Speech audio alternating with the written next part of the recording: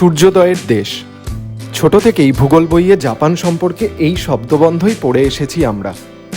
যদিও জাপানকে আক্ষরিক অর্থে পৃথিবীর পূর্বতম দেশ বলা যায় না, তবু জাপান সূর্যোদয়েরই দেশ। কেন? দ্বিতীয় বিশ্বযুদ্ধের শেষ দিকে জাপানের সঙ্গে কি ঘটেছিল তা সকলেই জানেন। দুটো পরমাণু বোমার আঘাত সহ্য করতে হয়েছিল এই দেশকে, যে আঘাতের দগদগে চিহ্ন আজও জাপানের আত্মায় লেগে রয়েছে।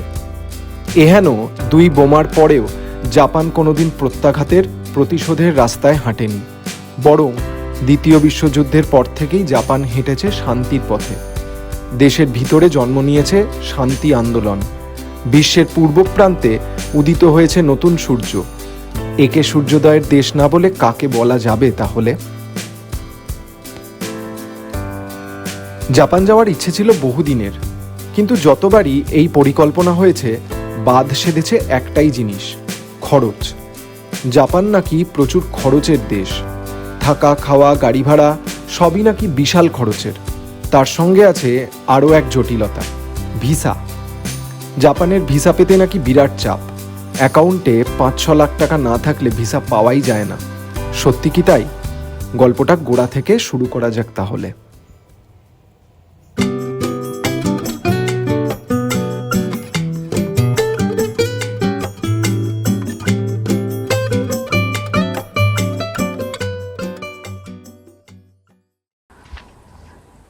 আজকে 25শে সেপ্টেম্বর, এখন রাত হয়েছে। তো কালকে সকালবেলা 26 তারিখে সকালবেলা আমার ভিএফএসের অফিসে জাপানের ট্যুরিস্ট ভিসা অ্যাপ্লাই করার জন্য যাওয়ার কথা আছে। তো আমার অ্যাকচুয়ালি একটু টেনশনই হচ্ছে এখন। তার কারণটা হচ্ছে যে তার অনেকগুলো কারণ আছে। প্রথম কারণ হচ্ছে যে ভিসা অ্যাপ্লাই করতে আমাদের অনেক দেরি হচ্ছে। আমাদের যাওয়ার তারিখ হচ্ছে 19শে অক্টোবর রাত।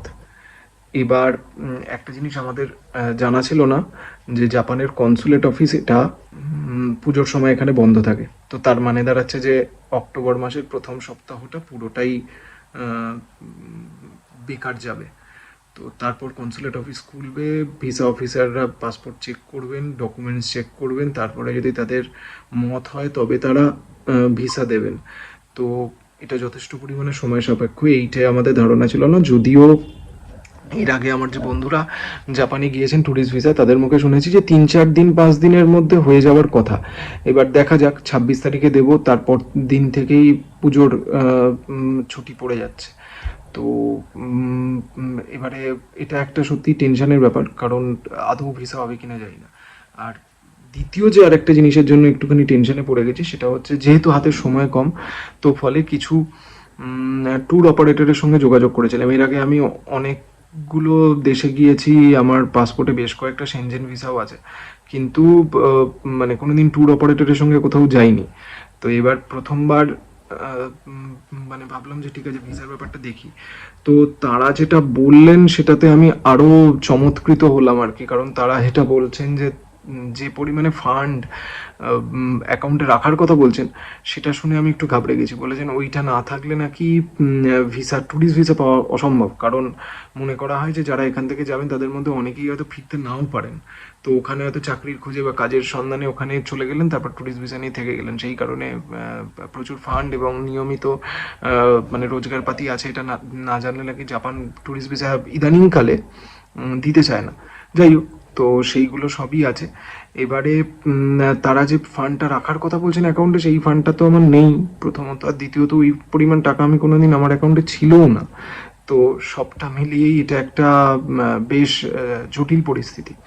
এবার দেখতে হবে যে এর মধ্যে আদৌ ভিসা পাচ্ছি কি না, সেটা বা কতটা তাড়াতাড়ি চেষ্টা করা যায়। এবং তাদের এই যারা ট্যুর অপারেটরদের সঙ্গে আমি কথা বলেছি, তাদের প্রত্যেকের ভালোই তারা মোটা টাকা তারা ভিসা প্রসেস করার জন্য চান।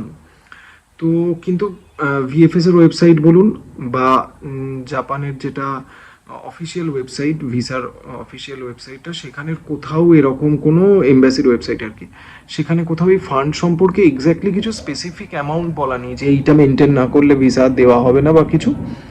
যাই হোক, তো এইগুলো আছে।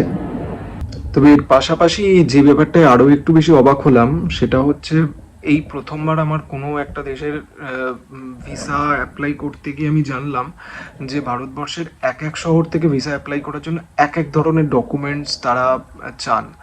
তো এটা জাপানের ক্ষেত্রে সত্যি আমার জানা ছিল না। প্রথমে আমি ভেবেছিলাম খুব বেশি ডকুমেন্ট লাগবেও না, তো পরে দেখলাম যে না, বেশ ভালোই ডকুমেন্ট লাগছে এখানে। ইনফ্যাক্ট সেটা সেনজেন ভিসার থেকে বেশ বেশিই বলা যায়। তো যাই হোক, তো কালকে আপাতত দিয়ে আসি। তো তারপরে কি হয় দেখা যায়। যদি আমি এখনো জানি না যে আদৌ পাসপোর্টের ভিসার ছাপ আসবে কিনা, পাসপোর্টের ভিসা স্টিকার আদৌ আসবে কিনা। যদি আসে তখন না হয় সেটা আরেকবার আলোচনা করা যাবে যে কি কি ডকুমেন্টস এক্স্যাক্টলি লাগলো এবং কতটা প্রেশার হলো। তো ঠিক আছে, দেখা যাক। কালকে ঠাকুরের নাম ঠুকে দিয়ে আসি আপাতত জমা, তারপর দেখা যাক কি হয়। ভিএফএস এর অফিসে পাসপোর্ট জমা করে আসার পরে টানা বেশ কয়েকদিনের অপেক্ষা মাঝে কেটে গেল এই বছরের দুর্গাপুজোর দিনগুলো। 9ই অক্টোবর মেসেজ, পাসপোর্ট ভিএফএস এর সেন্টারে ফিরে এসেছে।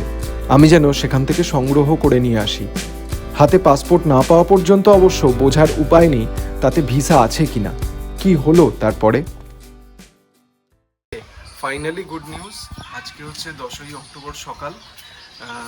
গতকাল আমাদের ভিসাটা ফাইনালি পাওয়া গেছে। তো 19 তারিখ রাত্রেবেলা আমাদের বেরোনো। আমি এরপরে একটা অন্য ভিডিওতে বলবো যে অ্যাকচুয়ালি জাপানের ট্যুরিস্ট ভিসার জন্য কী কী লাগে। আপাতত এই অবধি, এরপরে একেবারে দেখা হবে এয়ারপোর্টে।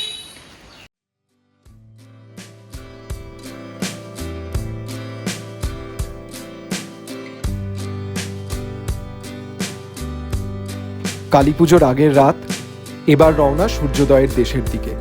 রাত 12:15টায় সিঙ্গাপুর এয়ারলাইন্সের ফ্লাইট। তবে দমদম এয়ারপোর্টে পৌঁছে জানা গেল ফ্লাইট লেট।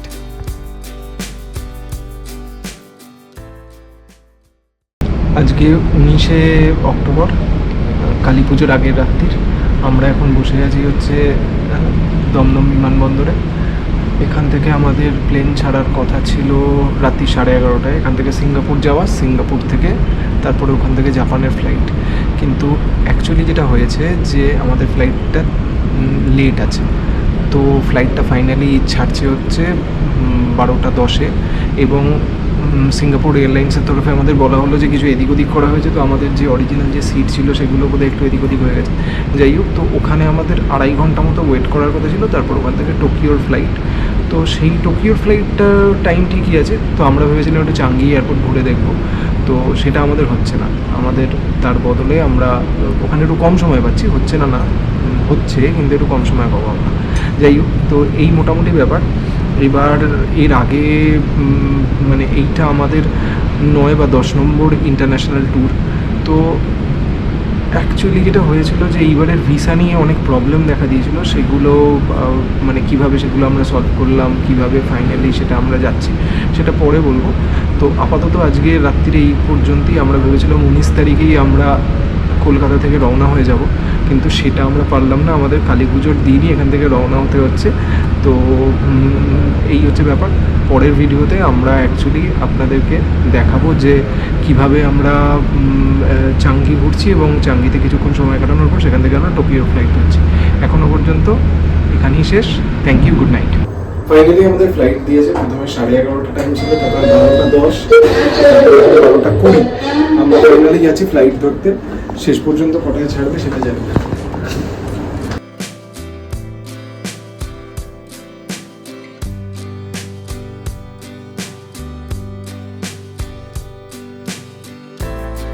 প্লেন ছাড়লো প্রায় 1 ঘন্টা দেরিতে। বাকি রাত বিমানেই কাটবে। যখন সূর্য উঠবে আমরা ততক্ষণে সম্পূর্ণ নতুন এক দেশে, সিঙ্গাপুরের চাঙ্গি বিমানবন্দরে। সেখানে ঘন্টা 3 অপেক্ষা, তারপরে টোকিওর ফ্লাইট। সেটা বেশ লম্বা বিমান যাত্রা, 7 ঘন্টার।